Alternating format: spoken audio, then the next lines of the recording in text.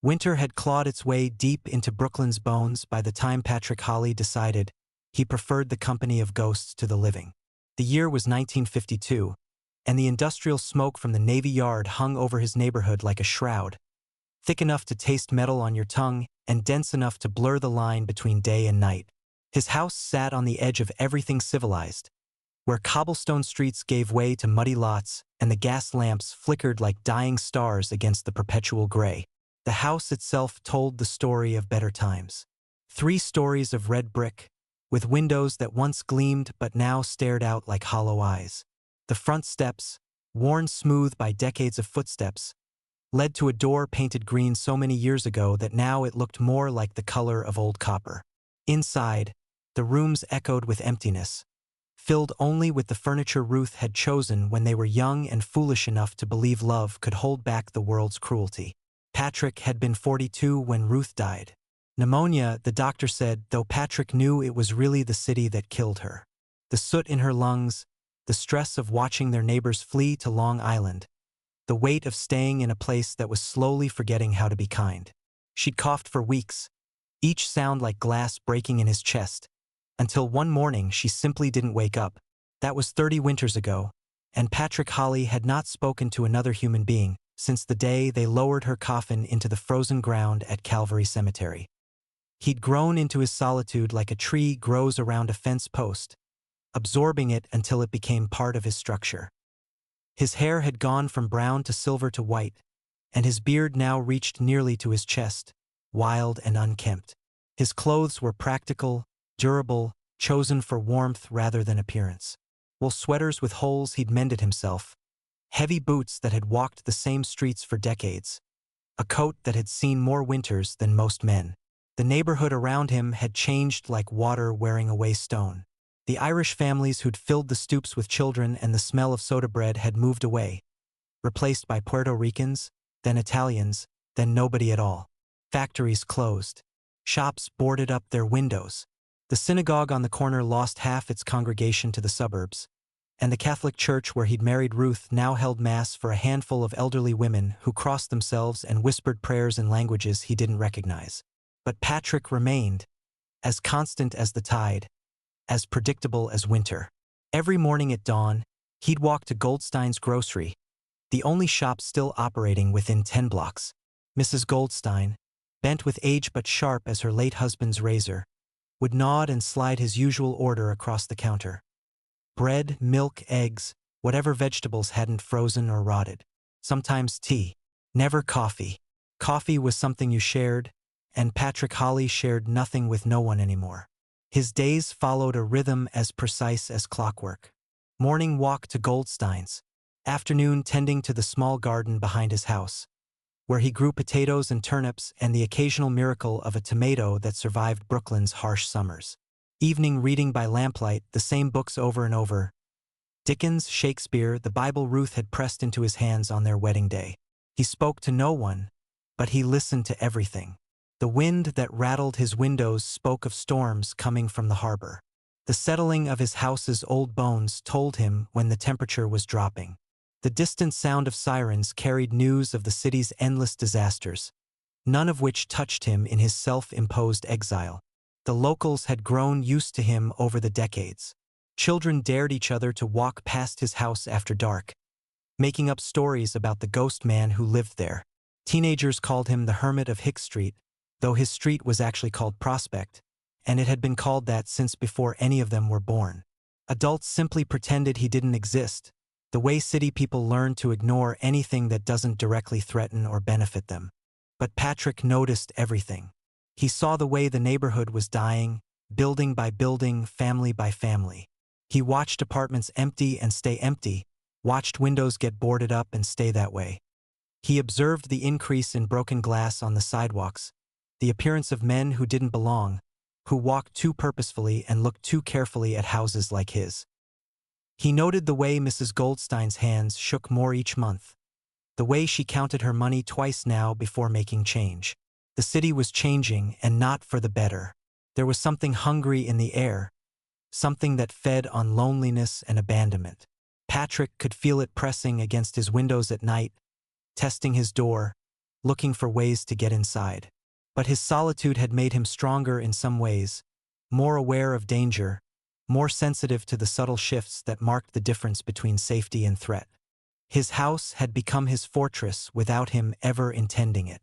Over the years, he'd reinforced the doors, replaced the locks, installed heavy curtains that blocked out prying eyes.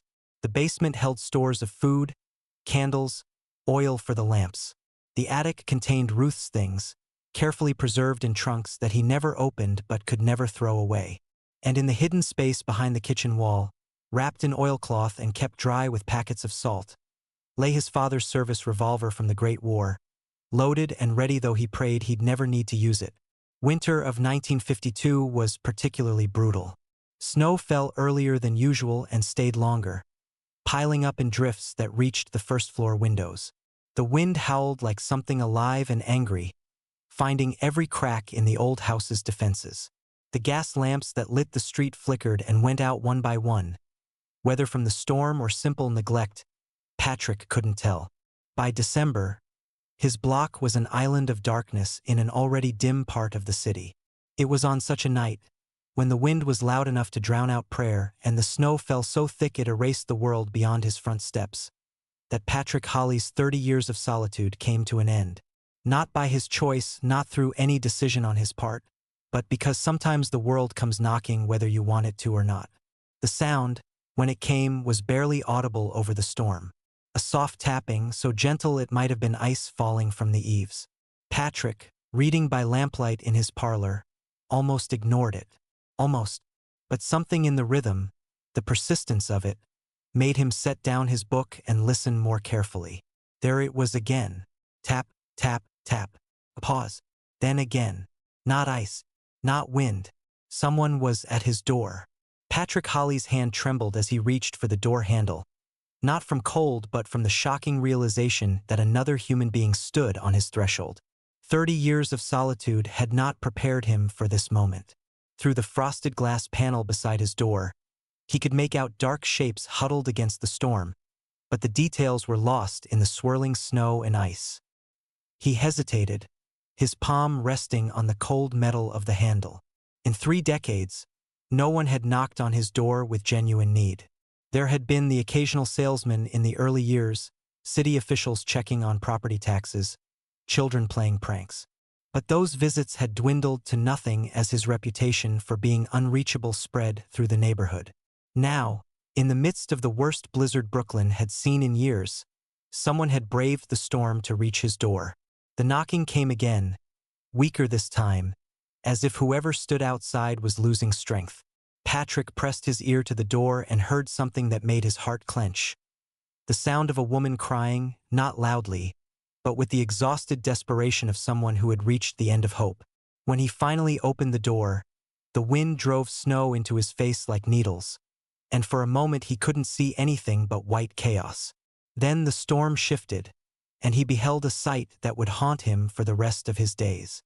10 women stood in his doorway, African-American women of various ages, from teenagers to grandmothers, all of them soaked to the bone despite the heavy snow. Their clothes were inadequate for the weather. Thin coats, worn shoes, some without proper gloves or hats. They huddled together for warmth, their dark skin ashen with cold, their lips blue, their eyes holding the hollow look of people who had been walking through hell. But it was what they carried that broke something inside Patrick's chest. Bundled in the arms of the woman at the front of the group was an infant, wrapped in what had once been a blanket but was now just wet rags. The baby's face was visible, small and dark and terrifyingly still. Its breathing was so shallow that Patrick had to strain to see the tiny chest rising and falling.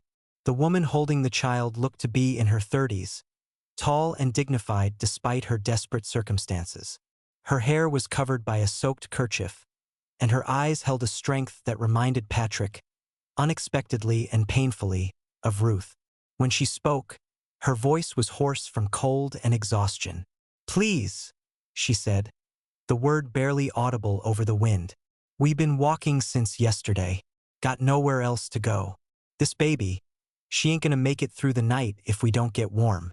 Behind her, the other women swayed on their feet. One, elderly with gray hair visible beneath her thin scarf, was being supported by two younger women.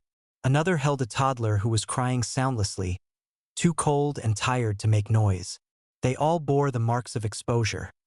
Frostbite on their fingers, snow packed into their shoes, the glassy-eyed look of people approaching hypothermia. Patrick's mind struggled to process what he was seeing. These women had been cast out into the storm, forced to walk through neighborhoods that were hostile to their presence even in good weather, carrying children who were dying from cold. The nearest hospital was miles away, and no taxi would come to this neighborhood in weather like this. They had knocked on his door because it was the only door left, the only light still burning in a block of darkness. Shelter burned down, the woman continued, swaying slightly. They said it was electrical, but we know better. Had to get out fast, couldn't take nothing. Been walking ever since, looking for somewhere, anywhere. Her voice trailed off as she looked down at the baby in her arms. Patrick found himself staring at the child. Even in the dim light from his hallway, he could see that the infant was gravely ill. Its lips were not just blue from cold but had a grayish tinge that spoke of oxygen starvation. Its tiny hands were clenched into fists, and its breathing was rapid and shallow. The woman noticed his gaze. "Her name's Hope," she said softly. "Born just 2 weeks ago. She was doing fine till the fire, till we had to run out into this cold. She need warm milk, warm place to sleep. She need." Her voice broke completely. Patrick looked past the woman with the baby to the others. Each face told a story of loss and desperation. The elderly woman being supported had burns on her hands, probably from trying to save something from the fire.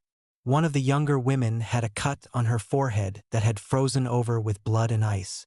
The toddler had stopped crying but was shivering so violently that Patrick could see it even through the storm. They weren't asking for much, just warmth. Just a chance for a dying baby to survive the night. Just basic human decency in a world that had shown them precious little of it. For 30 years, Patrick Vale had kept the world at bay. He had chosen isolation, silence, the safety of solitude over the risk of caring about other people. But standing in his doorway, facing these women and children who were quite literally freezing to death, he understood that some choices are made for you by circumstances beyond your control.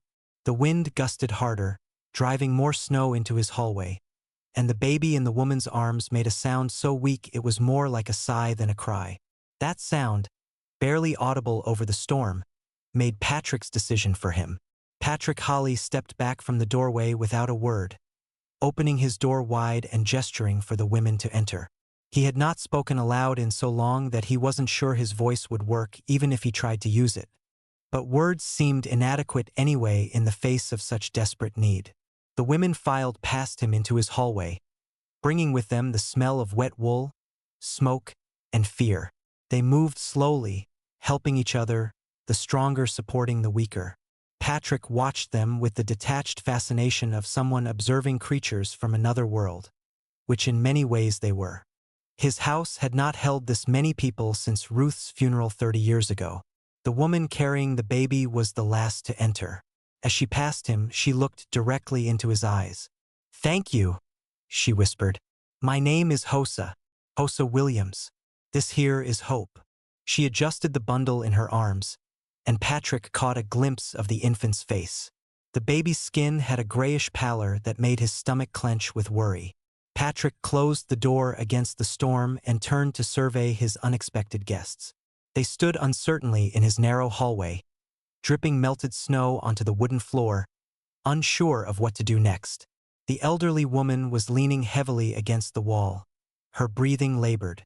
The toddler had been set down and was clinging to the legs of one of the younger women, still shivering violently. Without speaking, Patrick pointed toward his parlor, where the fire was still burning in the grate. The women moved toward the warmth like plants turning toward sunlight. He watched them settle around his fireplace, some sitting in his chairs, others on the floor, all of them extending their hands toward the flames. Hosa remained standing, still holding the baby, looking around the room with sharp, assessing eyes. Patrick could see her taking inventory, The quality of the furniture, the books on the shelves, the photographs of Ruth that still sat on the mantelpiece. She was trying to understand what kind of man had opened his door to them, whether they were safe here. The parlor, which had been Patrick's sanctuary for 3 decades, was transformed by their presence. The silence that had been his constant companion was broken by the soft sounds of people trying to warm themselves. The rustle of wet clothing, quiet murmurs of comfort between the women, the occasional whimper from the toddler. Patrick stood in the doorway, uncertain what to do next. His social skills had atrophied from disuse, and he found himself paralyzed by the complexity of the situation. These women needed food, dry clothes, medical attention for the baby. But he had lived alone for so long that he had forgotten how to be a host, how to care for others. Hosa seemed to sense his uncertainty. She approached him carefully, the baby still in her arms.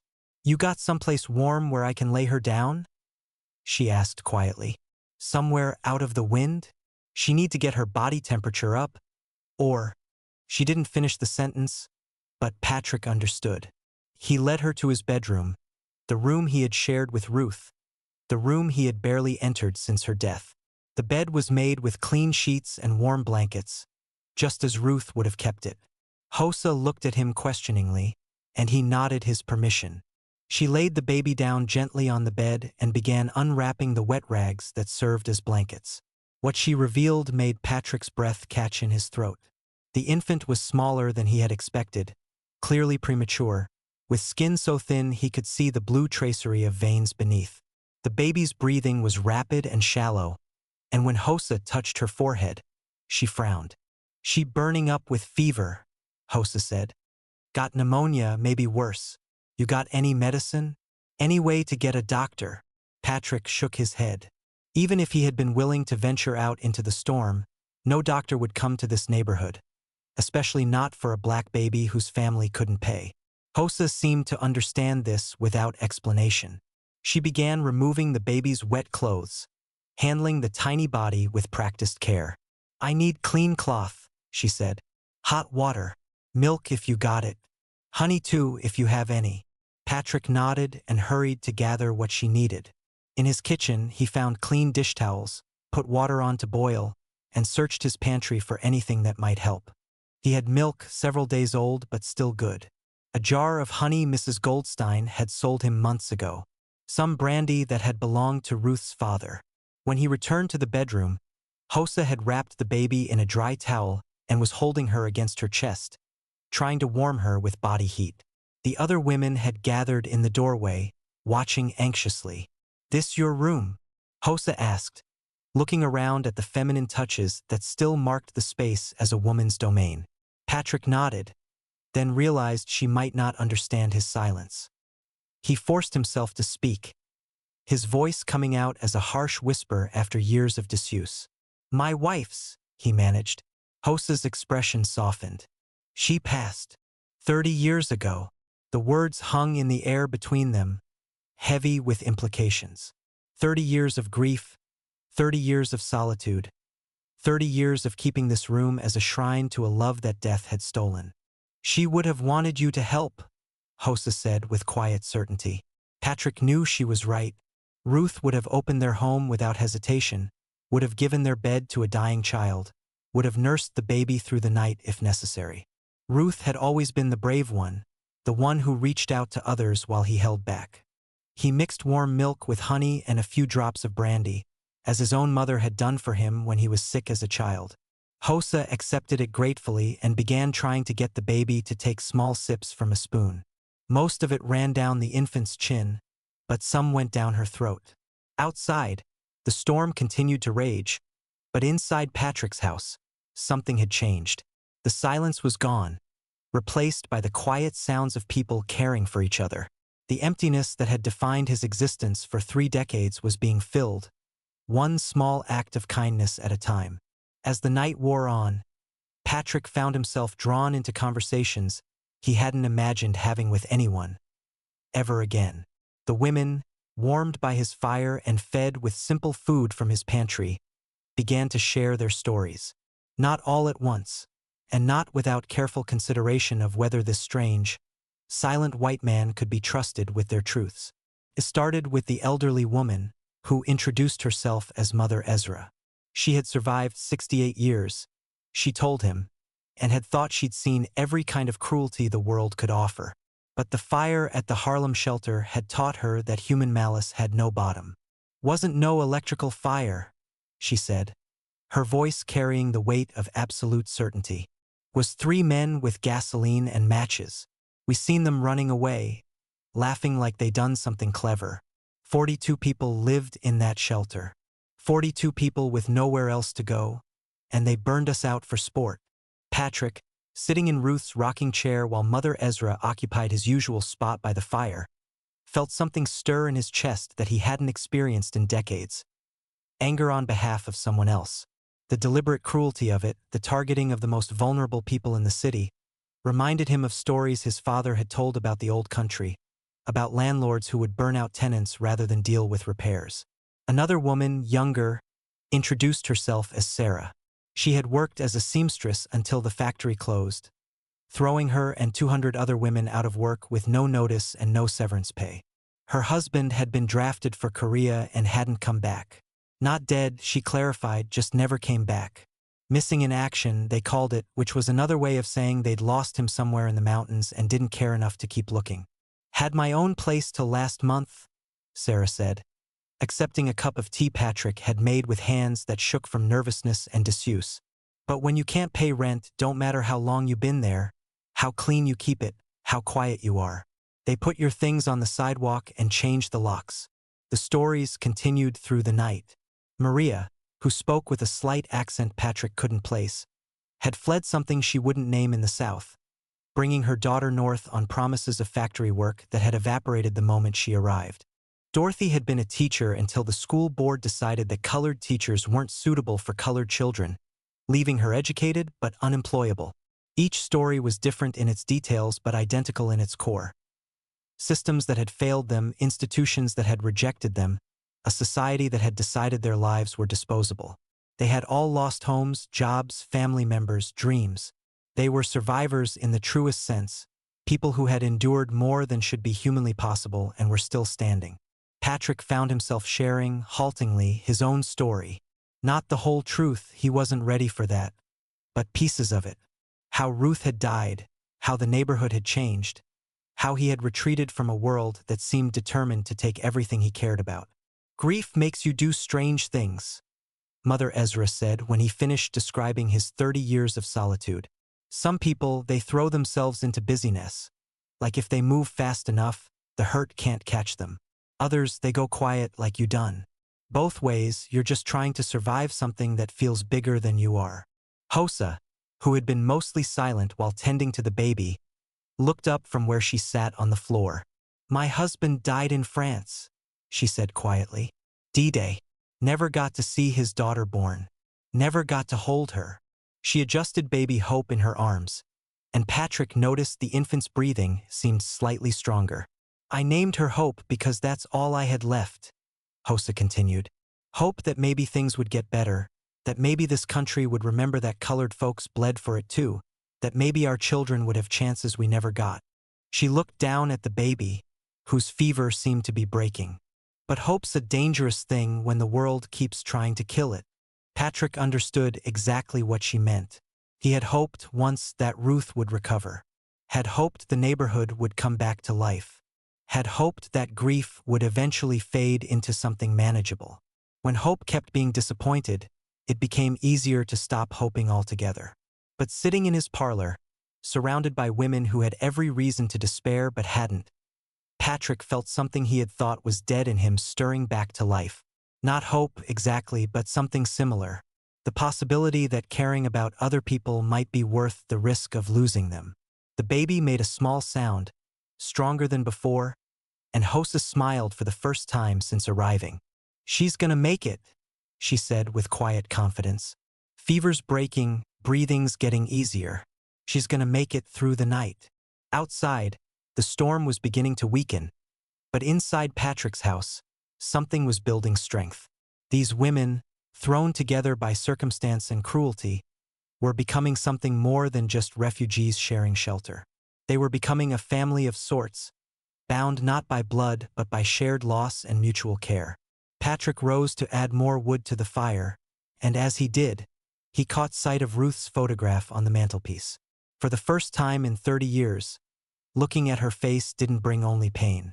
There was something else there now, a sense that she would approve of what was happening in their home, that she would understand why he had opened his door to these strangers who were becoming less strange with every shared story. The night was far from over, and morning would bring new challenges. But for now, in the warm glow of the firelight, with the sound of baby Hope's steady breathing and the quiet murmur of women who had found safety, Patrick Vale allowed himself to feel something he hadn't experienced in 3 decades. The possibility that tomorrow might be better than today. Dawn brought an uneasy quiet that had nothing to do with the end of the storm. Patrick woke in his chair by the cold fireplace, his back aching from sleeping upright, to find his house filled with the unfamiliar sounds of other people stirring awake. Soft conversations in the parlor, the creak of floorboards as someone moved carefully through his hallway, the gentle sound of Hosa singing a lullaby to baby Hope. He had given his bedroom to Hosa and the baby, and the other women had made themselves comfortable throughout the house. Mother Ezra had claimed the sofa in the parlor, while the younger women had arranged themselves on blankets on the floor. They had been respectful of his space, careful not to disturb his belongings, but their presence had changed everything about the house's atmosphere. Patrick made his way to the kitchen to start coffee, a ritual he hadn't shared with anyone since Ruth's death. As he worked, he could hear the women discussing practical matters, what they would do now, where they might go, how long they could reasonably impose on his hospitality. Their voices were kept low, considerate of his privacy, but he caught enough to understand that they were as uncertain about their future as he was. It was Sarah who first noticed the tracks in the snow outside the kitchen window. She had been helping Patrick prepare a simple breakfast when she paused, staring out at his small backyard with a frown of concentration. "Mr. Vale," she said quietly, "you expecting anyone today?" Patrick joined her at the window and felt his blood chill. The snow in his yard, which should have been unmarked except for his own footprints to the woodshed, was crisscrossed with the tracks of at least 3 different people. Boot prints, too large and too heavy to belong to any of the women. Some of the tracks circled his house completely, as if someone had been conducting a surveillance operation. "They was here while we was sleeping," Sarah said, her voice tight with controlled fear. "Walking all around, looking in windows maybe, counting how many of us there are." Patrick's hands clenched involuntarily. He had hoped that the storm would provide them with a few days of peace, a chance for the women to recover their strength before facing whatever came next. But it seemed the world had not forgotten about them, even in this remote corner of Brooklyn. Over the next 2 days, the signs of danger multiplied. Horse prints appeared alongside the boot tracks, suggesting that their watchers had access to transportation and resources. Someone had been through his woodshed, not taking anything but clearly examining his tools, his supplies, his preparations. Most disturbing of all, on the 3rd morning, Patrick discovered that someone had attempted to set fire to the small storage building behind his house. The fire had failed to catch, dampened by snow and the building's solid stone construction, but the smell of kerosene was unmistakable. Someone had soaked rags in fuel and stuffed them under the door, then lit them and fled. Only the weather had prevented Patrick's home from burning down around them. Hosa was the first to speak the truth that everyone was thinking. "They know we're here," she said, standing at the kitchen table with baby Hope in her arms. The infant was thriving now, pink-cheeked and alert, but Hosa's face was drawn with worry. "Don't know who they are exactly, but they know we here, and they don't like it." Mother Ezra, whose age had not diminished her sharp understanding of danger, nodded grimly. "Could be anyone. Could be folks who burned out the shelter, angry that we survived. Could be neighbors who don't like seeing colored faces in this part of town. Could be police who think we're trespassing, or politicians who think we're troublemakers. Could be all of them," Dorothy added. She had been the most quiet of the group, but her years as a teacher had taught her to observe carefully and think strategically. "Question is, what they planning to do about it and when they planning to do it?" Patrick found himself in the unfamiliar position of being responsible for other people's safety. For 30 years, he had only had to protect himself, and his strategy had been simple. Avoid contact, avoid conflict, avoid attention. But that approach wouldn't work now. These women had already drawn attention simply by existing, and his house had become a target by association. That evening, as the women settled around his parlor for what had become their nightly gathering, Patrick made a decision that surprised himself. He left the room without explanation and returned carrying his father's service revolver, along with a small wooden box containing ammunition. The women stared at the weapons with expressions ranging from fear to grim satisfaction. It was Mother Ezra who spoke first. "You know how to use that thing?" Patrick nodded. His father had taught him to shoot before he was 12, and 30 years of solitude had not erased those lessons. But he had hoped never to need them. "I got a better question," Hosa said, shifting baby Hope to her other arm.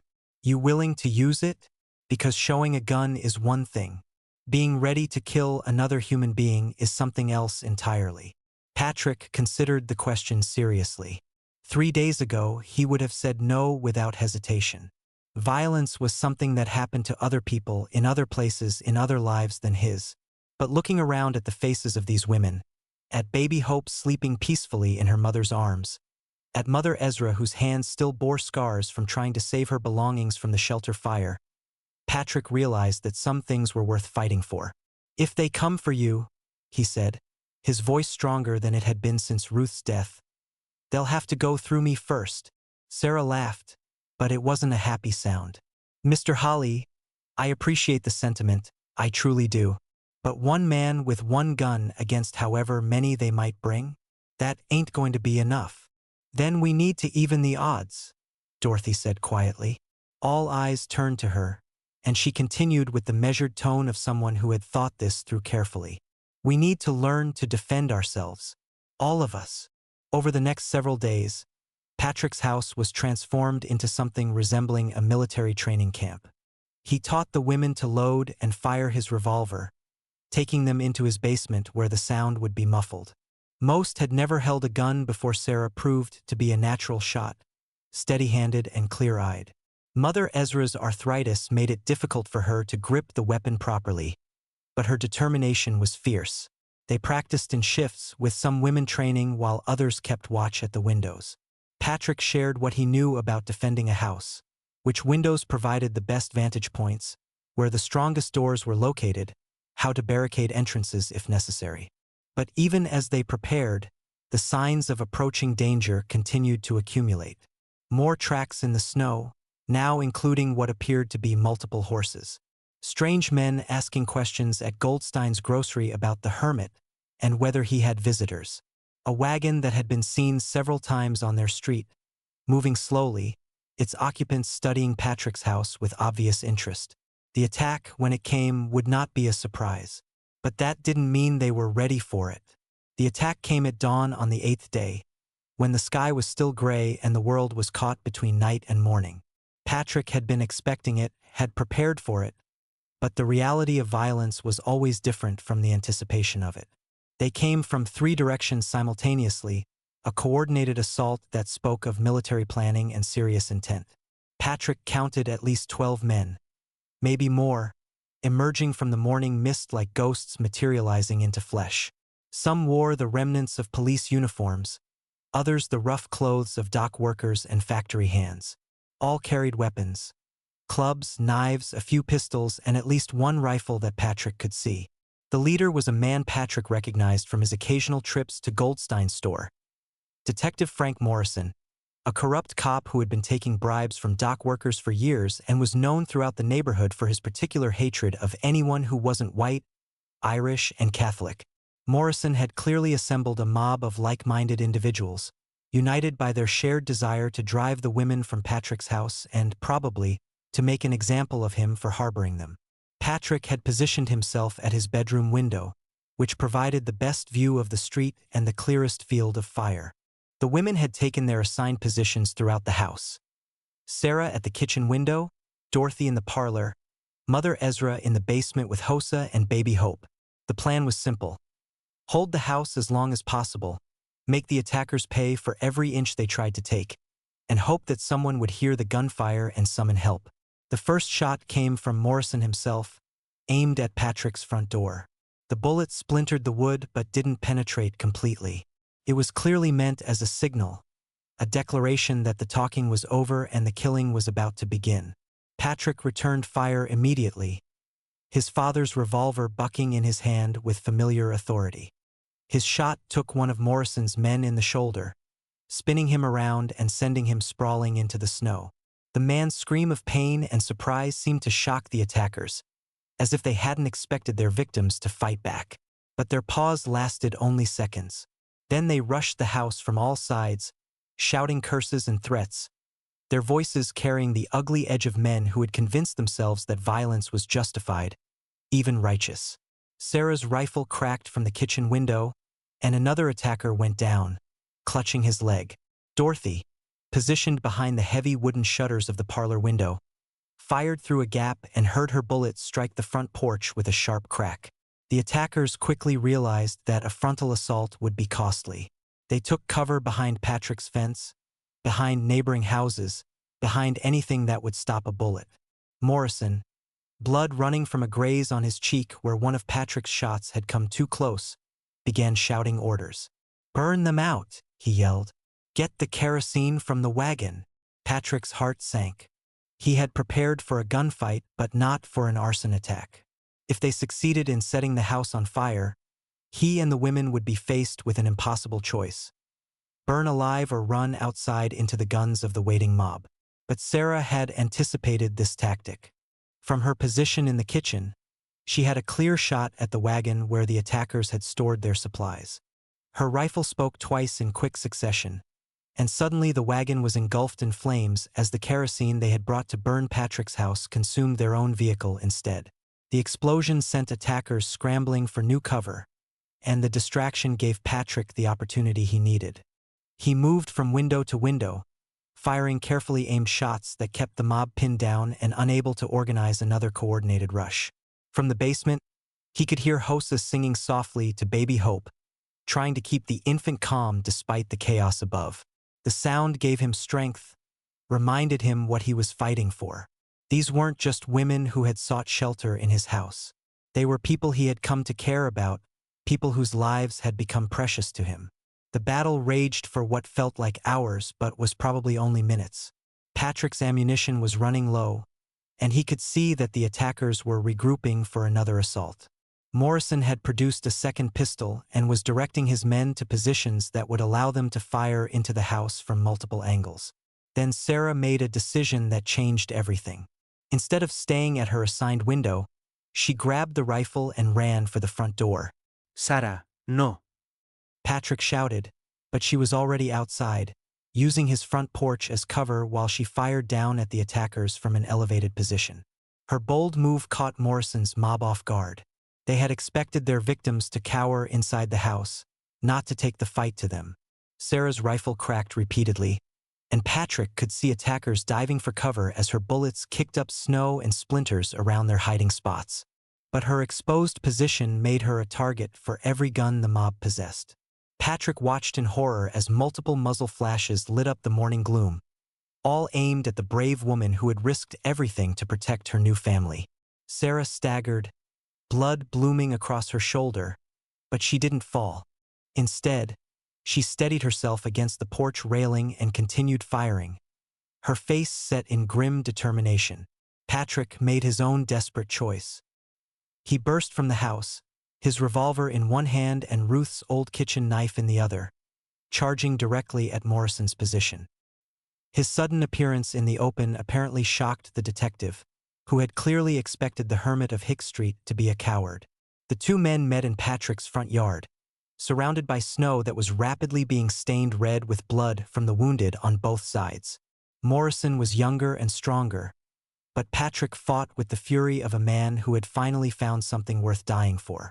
They grappled for control of Morrison's pistol, rolling in the snow, each trying to gain the advantage. Patrick could hear the battle continuing around them. Sarah's rifle still firing from the porch, Dorothy shouting encouragement from the parlor window, the curses and screams of men who had expected an easy victory and found a war instead. Morrison managed to get his gun barrel pressed against Patrick's ribs, but before he could pull the trigger, Sarah's bullet took him in the head. The corrupt detective collapsed into the snow, his blood spreading in a dark stain that seemed to capture all the ugliness he had brought to this quiet street. With their leader dead, the remaining attackers lost their stomach for the fight. They retreated, carrying their wounded, leaving behind 3 dead men and the burning wagon as evidence of their failed assault. Patrick lay in the snow for a moment, breathing hard, hardly able to believe he was still alive. Then he heard baby Hope crying from inside the house, and he remembered that survival was just the beginning. They had won this battle, but the war was far from over.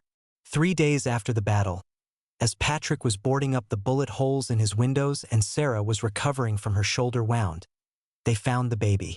She was lying on the front steps, wrapped in a clean blanket despite the morning frost, with a single white feather tucked into the folds of cloth near her tiny face. Someone had left her there during the night, sometime between Patrick's last security check at midnight and dawn. She couldn't have been more than a few hours old, her umbilical cord still showing signs of recent birth, her skin pink and healthy despite the cold.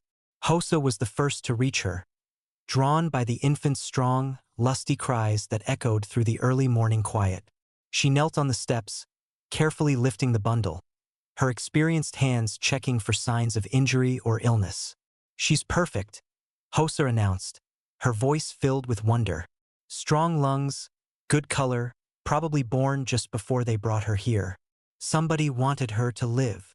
Patrick stood behind her, staring down at the tiny face that was scrunched up in indignation at being left in the cold. The baby had dark hair and skin that suggested mixed heritage, which probably explained why she had been abandoned. In 1952 Brooklyn, a child who couldn't be easily categorized was often a child nobody wanted to claim. "Why here?" Dorothy asked, emerging from the house with Mother Ezra close behind. "Why bring a baby to us?" Mother Ezra examined the white feather, turning it over in her weathered fingers. "This here's a mourning dove feather," she said quietly. "My grandmother used to say they appeared when someone passed from one world to the next. Could be whoever left this baby knew her mama died birthing her." Sarah, her arm still in a sling from the bullet wound, had a different theory. "Could be they heard about the fight," she suggested. "Word travels fast in neighborhoods like this. Maybe they figured anyone willing to take bullets for strangers might be willing to take in an unwanted child." Patrick found himself thinking about the tracks they had been finding around his house in the days since the attack. Not all of them had belonged to Morrison's mob. Some had been smaller, lighter, made by someone who moved carefully and avoided detection. Someone had been watching them, studying them, making judgments about their character. Hosa had already made her decision. "We're keeping her," she announced, cradling the infant against her chest. "Anyone who leaves a baby on our doorstep is trusting us to do right by her. We can't betray that trust." "What do we call her?" Mother Ezra asked. Patrick surprised himself by speaking first. "Alice," he said, the name emerging from some deep place in his memory. "Her name is Alice." The women looked at him curiously, and he realized he needed to explain. "It was Ruth's middle name," he said. "Ruth Alice O'Brien, before she became Ruth Alice Holly. She always said if we had a daughter, we'd call her Alice." Hosa smiled, the first truly happy expression Patrick had seen on her face since the night she'd arrived at his door. "Alice it is, then. Alice Holly, if you don't mind sharing your name with another orphan." Patrick found that he didn't mind at all. In fact, the idea of his name continuing, of being attached to new life instead of just old grief, filled him with an unexpected warmth. But Alice's arrival also brought practical challenges. They now had 2 infants to care for, along with 8 adults crowded into a house designed for 2. The battle with Morrison's mob had drawn attention from the authorities, and it was only a matter of time before someone official came knocking, asking questions about the gunfight that had left 3 men dead on a quiet Brooklyn street. More immediately pressing was the matter of supplies. Baby Alice needed clothes, bottles, proper blankets. Hope was growing rapidly and would soon outgrow the makeshift garments the women had fashioned for her. And all of them needed more food, more fuel for heating, more of everything that money could buy. It was Dorothy who proposed a solution. "I still have some connections," she said. "Teachers, social workers, people who believe in doing right even when the system makes it hard. Maybe they can help with supplies, maybe even with finding us a bigger place. And maybe they'll turn us in to the authorities," Sarah countered, her recent experience with violence having made her more suspicious of outsiders. "We need allies," Mother Ezra said firmly. "Can't do this alone, not with babies to think about. We got to trust somebody, might as well trust people who chose to help instead of people who chose to hurt." Over the next week, Dorothy's network proved invaluable. A former colleague brought baby clothes and formula. A social worker who had once been Dorothy's student arrived with blankets and medical supplies. A priest from St. Mary's, the Catholic church where Patrick had married Ruth 33 years earlier, came by with groceries and a promise to ask no questions about what he had seen. Each visitor brought not just supplies but information. The city was changing, they learned. The old neighborhoods were being torn down to make way for highways and housing projects. The people who had lived in those neighborhoods were being scattered, displaced, forced to find new homes wherever they could. "There's going to be more of us," the social worker, a young black woman named Grace, explained. "More families with nowhere to go, more children who need homes. The question is, what are you planning to do about it?" Patrick looked around his parlor, which now served as a nursery for Alice and Hope, a classroom where Dorothy was teaching some of the neighborhood children to read, and a meeting place where the women planned their daily survival. His house had already become something he never could have imagined. A refuge, a community, a place where people could come to rebuild their lives. "We need more space," he said, speaking the obvious truth that everyone had been thinking. Grace smiled. "I might know someone who can help with that. There's a man I've been working with, a Jewish fellow who lost his family in the war. He's been buying up abandoned buildings, trying to create places where refugees can start over. His name is Emmett Goldberg, and I think you two might understand each other." The introduction was arranged for the following Sunday. Patrick, who hadn't voluntarily met a stranger in 30 years, found himself nervous as he prepared for the visit. But when Emmett Goldberg arrived at his door, Patrick immediately understood what Grace had meant about them understanding each other. Emmett was a thin, quiet man in his 50s, with prematurely gray hair and eyes that held the kind of sadness that comes from losing everything that matters. He moved carefully, spoke softly, and observed everything with the attention of someone who had learned that survival depended on noticing details that others missed. "Grace tells me you've been taking in strays," Emmett said, accepting a cup of tea from Hosa while Alice slept peacefully in his arms. "They took me in too," Patrick replied, realizing as he said it that it was true. These women had rescued him from a life of solitude as surely as he had rescued them from the storm. Emmett nodded as if this made perfect sense. "I have a building," he said. 3 stories, good foundation, needs work but it's sound. Used to be a boarding house before the war.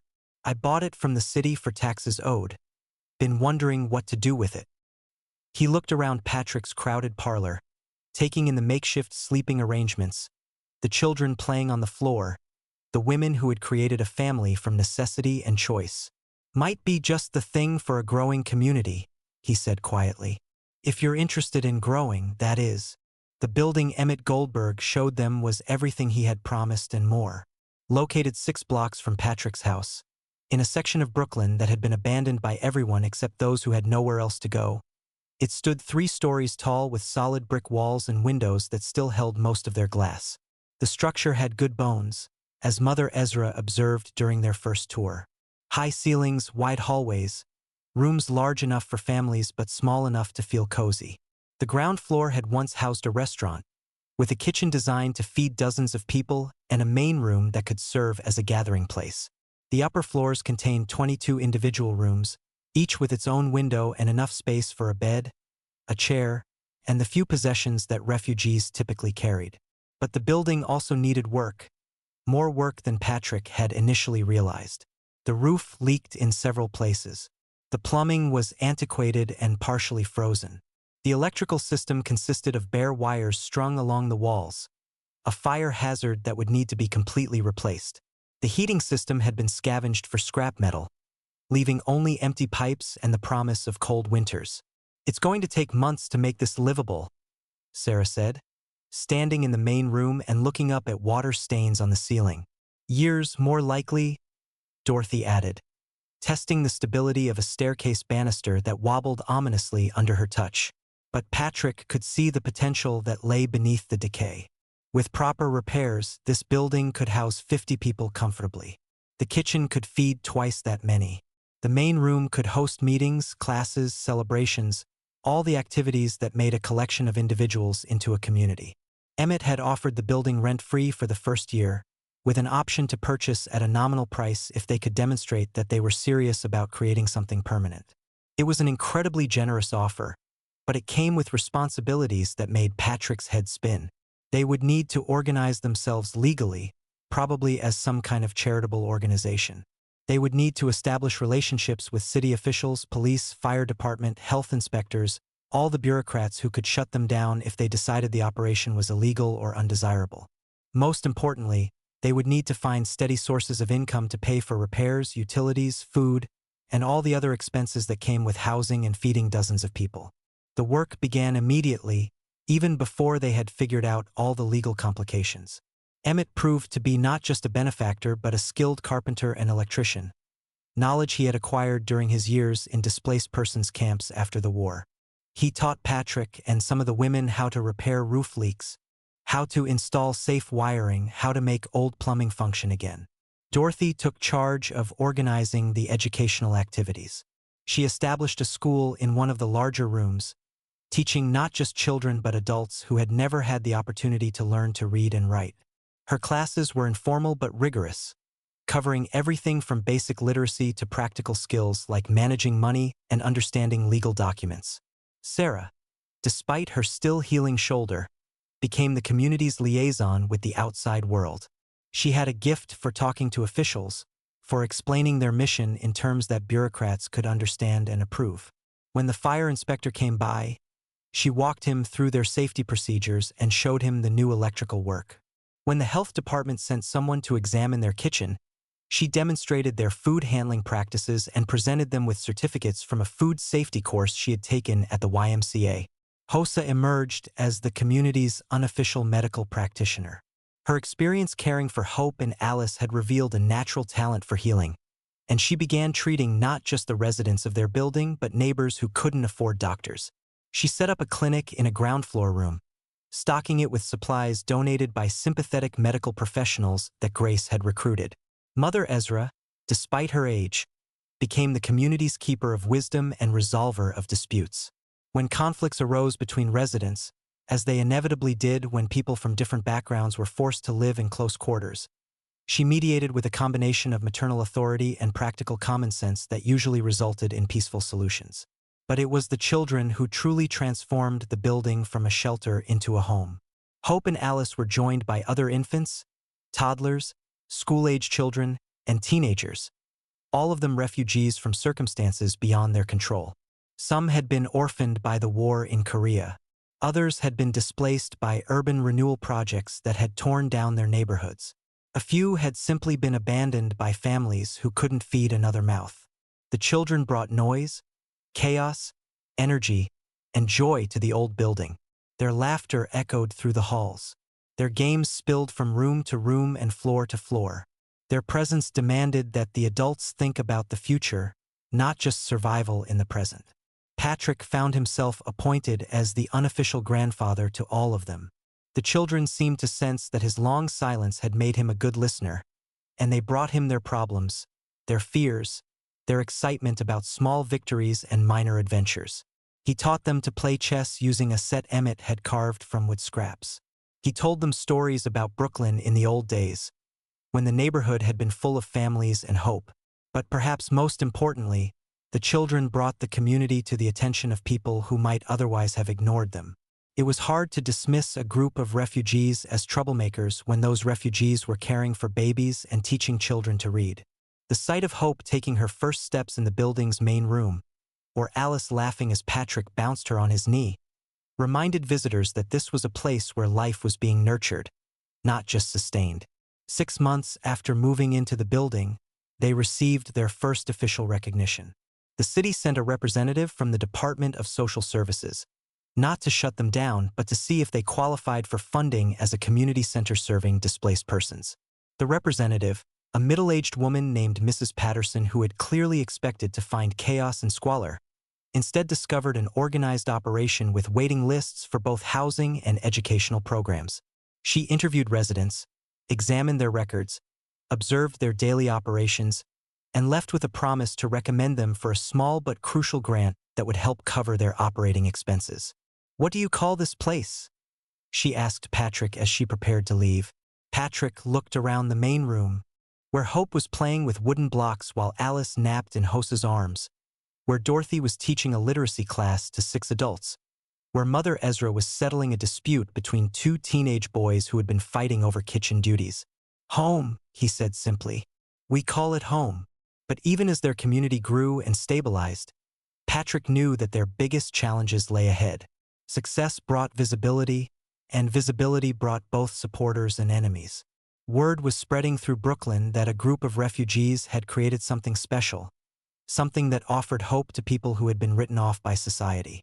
That kind of attention could be a blessing or a curse, depending on who was paying attention and what they planned to do about it. The official visit came on a Tuesday morning in late spring, when the building was bustling with its usual activity. Children were attending Dorothy's morning lessons. Hosa was treating a neighbor's infected cut in her makeshift clinic, and Patrick was in the kitchen helping prepare lunch for 43 residents and the various people from the neighborhood who had begun showing up for their daily meal program. The knock on the front door was authoritative, demanding immediate attention. Through the glass, Patrick could see 3 figures: 2 men in dark suits and a woman carrying a leather briefcase. Their stance and expressions suggested they were not here to offer congratulations on the community's success. Patrick wiped his hands on his apron and opened the door to find himself facing Inspector Harold Morrison. No relation to the dead detective who had attacked his house, but possessed of the same suspicious nature and hostile attitude toward anyone who didn't fit his narrow definition of acceptable citizens.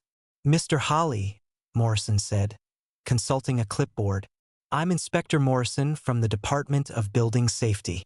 This is Mrs. Janet Crawford from the Bureau of Child Welfare, and Detective Ray Sullivan from the precinct. We're here to conduct an inspection of this facility." Patrick's heart sank, but he kept his expression neutral. "What kind of inspection?" "We've received complaints," Mrs. Crawford said, pushing past him into the main room without waiting for an invitation.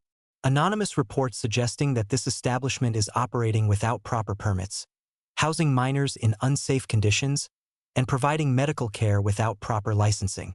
Patrick could see the officials taking in the scene.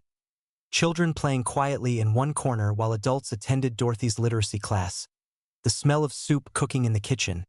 The generally clean and well-organized appearance of the space. But he also knew they were looking for violations, for reasons to shut down what they clearly viewed as an unauthorized and potentially dangerous operation. "How many people are currently residing here?" Inspector Morrison asked, making notes on his clipboard. 43, Patrick answered honestly. He had learned from Sarah that lying to officials usually made things worse. "And how many of those are minors?" Patrick did the mental calculation. 18 under the age of 16. 9 more between 16 and 18. Mrs. Crawford frowned. "This building is not licensed as a children's home or orphanage. You have no legal authority to house these minors." "They're not orphans," Hosa said, emerging from her clinic with baby Alice in her arms. "They're children staying with their families, or with people who've taken responsibility for them. Same as any boarding house." "And you are?" Detective Sullivan asked, his tone suggesting he already disapproved of whatever answer she might give. "Hosa Williams. I help run the medical clinic here." "Are you a licensed physician?" "No, sir. I'm a mother who knows how to tend to sick folks." "Then you're practicing medicine without a license," Mrs. Crawford said, making a note in her briefcase. "That's a serious offense." The inspection continued for 2 hours. The officials examined every room, questioned residents, took photographs, and compiled a list of violations that seemed to grow longer with each passing minute. They found fault with the building's fire exits, criticized the kitchen's food storage practices, and expressed concern about the educational program that Dorothy was operating without official credentials. But it was their interaction with the children that revealed the true nature of their visit. Mrs. Crawford separated several of the younger children from their caregivers, asking them questions designed to elicit complaints about their living conditions or treatment. "Are you happy here?" she asked 6-year-old Marcus, one of the Korean War orphans who had arrived the previous month. "Yes, ma'am," Marcus replied. "Miss Dorothy teaches me to read, and Mr. Patrick shows me how to play chess, and Hope shares her toys with me. But wouldn't you rather live with a real family? People who look like you?" Marcus considered this seriously. "These are real people," he said finally, "and they look like people who love me." Similar conversations with other children produced similar results. The kids were clearly thriving, despite the officials' obvious expectations that they would reveal abuse or neglect. Inspector Morrison seemed particularly frustrated by the building's general state of repair. Emmett's work had been thorough and professional, meeting or exceeding most safety codes. The electrical system was not only functional but better than what existed in many officially licensed facilities. The plumbing worked, the roof didn't leak, and the heating system that Emmett had installed was actually more efficient than the original. "Nevertheless," Morrison said as he prepared to leave, "this facility is operating outside the bounds of municipal regulation. You have 30 days to either obtain proper licensing or close down operations." "What kind of licensing would we need?" Patrick asked. Mrs. Crawford consulted her briefcase. "You'd need to register as either a boarding house, which requires individual background checks on all residents and limits the number of unrelated people who can live together, or as a charitable institution, which requires incorporation, a board of directors, annual financial audits, and compliance with numerous state and federal regulations. And if we can't meet those requirements in 30 days, then we'll be forced to close you down," Detective Sullivan said. "The minors will be placed in appropriate foster care or institutional settings, and the adults will need to find other accommodations." After the officials left, Patrick called a meeting of all the adult residents. The main room filled with people who had found safety and purpose in the building, who had created lives and relationships that gave meaning to their survival. 30 days isn't enough time to jump through all their hoops," Sarah said. "Even if we had lawyers and accountants working around the clock, we couldn't meet all those requirements." "Maybe that's the point," Dorothy suggested. "Maybe they don't want us to succeed. Maybe they'd rather scatter us all back to wherever we came from. Pretend we don't exist." Mother Ezra, now in her 70s and the unofficial elder of the community, stood slowly. "I've been through this before," she said. "Back in Alabama before I came north. White folks would find reasons to shut down anything colored folks built that was too successful, too independent. Made them nervous to see us taking care of ourselves. So what do we do?" Hosa asked, bouncing baby Hope on her knee. Patrick looked around the room at the faces of people who had become his family, at children who called him grandfather, at women who had trusted him with their lives and their hopes. 30 years of solitude had ended when these people came to his door. He wasn't about to let some bureaucrats send them back into the cold. "We fight," he said quietly. "We find lawyers, we file papers, we meet their requirements. And if they try to shut us down anyway, we make enough noise that the whole city knows what they're doing." Emmett, who had been silent during the meeting, finally spoke. "I know some people," he said. "Lawyers who specialize in civil rights, social workers who understand the system, journalists who might be interested in this story. Give me a few days to make some calls." As the meeting broke up, Patrick found himself standing with Hope in his arms, looking around the main room that had become the heart of their community. Tomorrow would bring new challenges, new obstacles, new battles to fight. But tonight, surrounded by the people he had learned to love, Patrick Holly felt something he hadn't experienced since Ruth's death. The certainty that he was exactly where he was supposed to be, doing exactly what he was meant to do. The question was whether that would be enough to save what they had built together.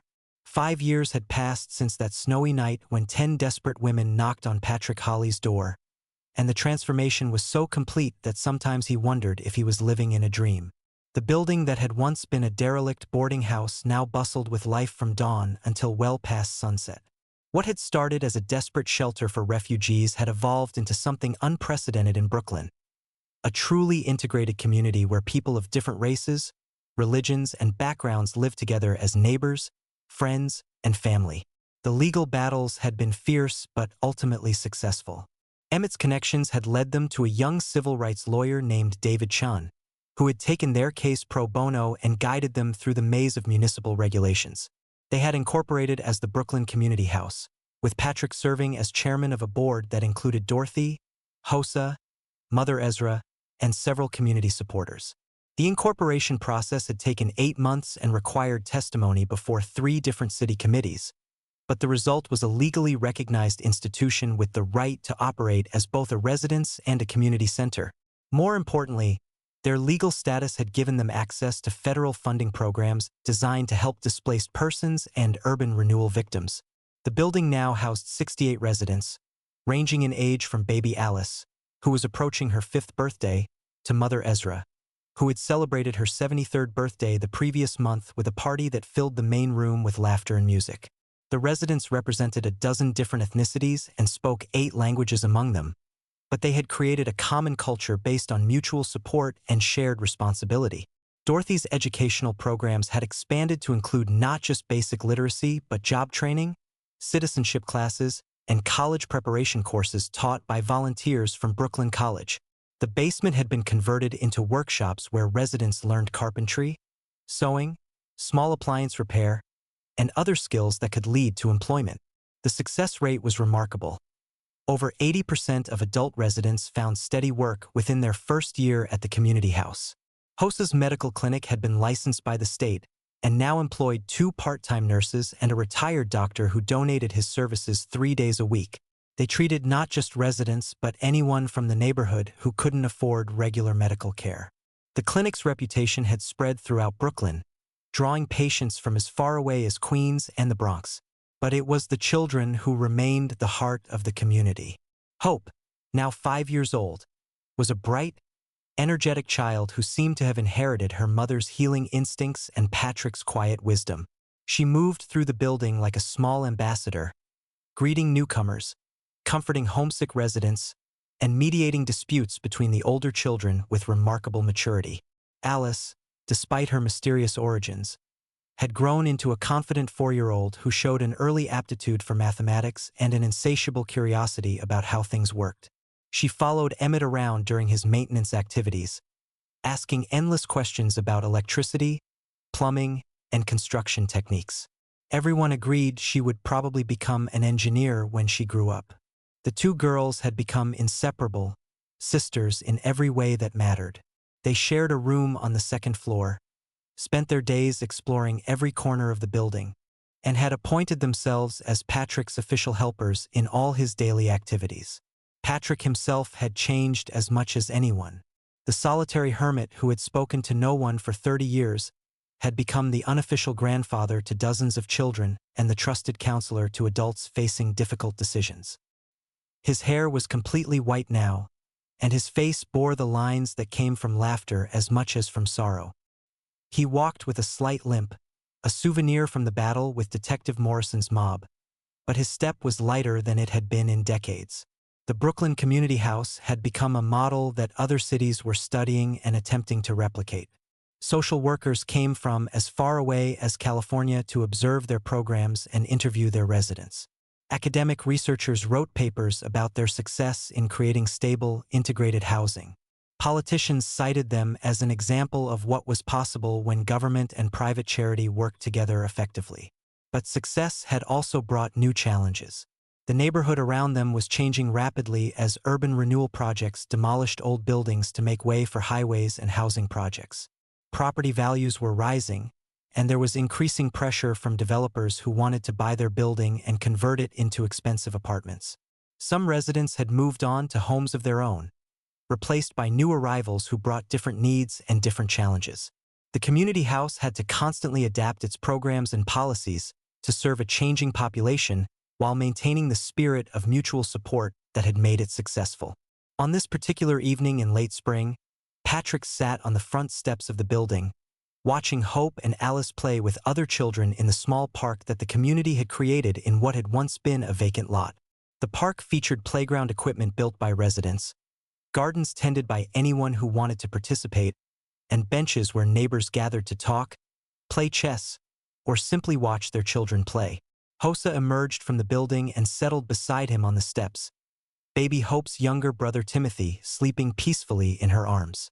Timothy had been born 2 years earlier, making Hosa one of the few residents who had expanded her family while living at the community house.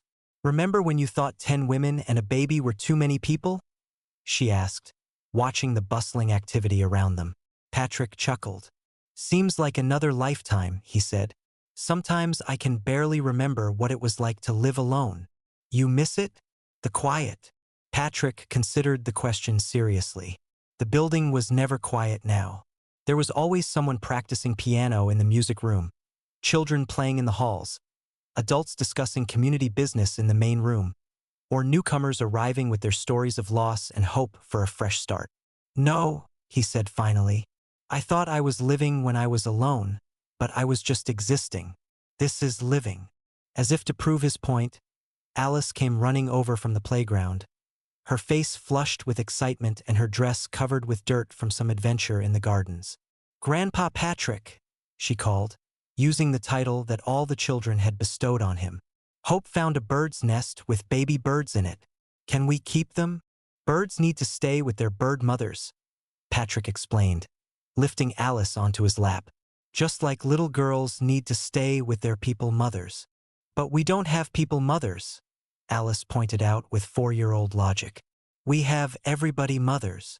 She was right, Patrick realized. The community house had created something that traditional families couldn't provide. A support system where every adult took responsibility for every child, where no one faced their problems alone, where love and care were not limited by biology or law but extended freely to anyone who needed them. As the sun set over Brooklyn, Patrick looked out at the community they had built together and felt a deep satisfaction that had nothing to do with personal achievement and everything to do with collective success. They had taken broken lives and broken dreams and built something whole from the pieces. They had created not just a place to live, but a way of living that proved kindness was stronger than cruelty, community more powerful than isolation, and hope more enduring than despair. Somewhere in the building behind him, dinner was being prepared by a rotation of volunteer cooks.